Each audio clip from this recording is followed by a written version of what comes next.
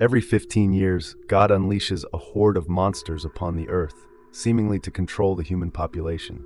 The story begins with the first Judgment Day, when creatures emerged from the earth's depths, killing millions and destroying cities. 15 years later, the world has begun to recover. Laura, one of the survivors, works at a school. She has a complicated relationship with Milton, a persistent suitor, and unresolved issues with her ex-husband Dave, who left her to survive the Judgment Day alone while she was pregnant. Their son, 15-year-old Tyler, spends most of his time at the skate park with his girlfriend, Maddie, and his friends. The family's strained dynamics are overshadowed by growing signs of another impending invasion, an approaching eclipse, and mass fish die-offs similar to those before the first Judgment Day.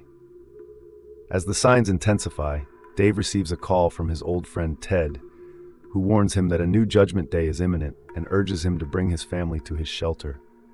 Laura, after seeing the ominous news, demands that Dave return Tyler home, as Milton has secured a spot in a shelter.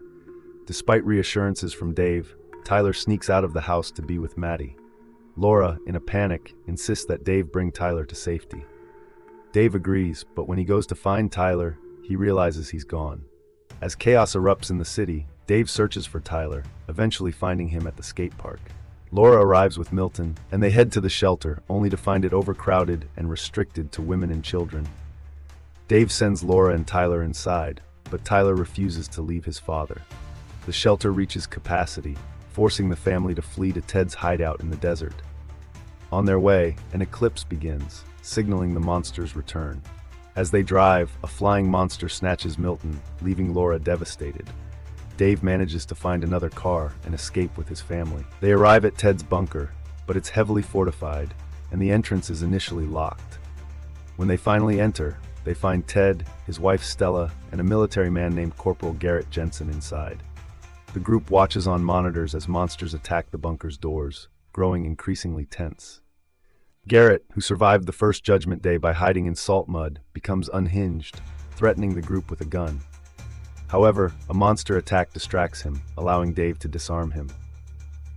As more monsters breach the bunker, the group is forced to flee through an underground tunnel. Stella, wounded in the attack, insists they escape without her, but Ted refuses to leave her behind. Garrett, now desperate, offers to lead them to a safer location, claiming he knows of a gate that the monsters cannot breach. Despite their distrust, they agree to follow him. They reach a car but encounter difficulties as the engine fails. Monsters close in, and Stella, realizing she won't survive, sacrifices herself to buy the others time. They manage to escape, but the situation grows increasingly dire. At a chemical warehouse, they find temporary refuge, but Garrett betrays them, leaving them to fend for themselves. Dave, determined to protect his family, hatches a plan to flood the area with salt water, a substance that repels the monsters. He successfully executes the plan, killing several creatures and saving the others. However, the eclipse ends, and with it, the monsters retreat. In a final confrontation, Garrett attempts to kill Tyler, claiming the world no longer belongs to them. Dave intervenes, and a massive monster appears, devouring Garrett. The family escapes to a medical unit, where they create a final mixture to defeat the last monster. They succeed, and as they step outside, they see the devastation left in the monster's wake.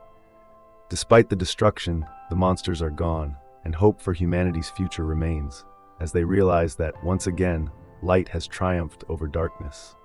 If you enjoy it, click and subscribe and watch the next video.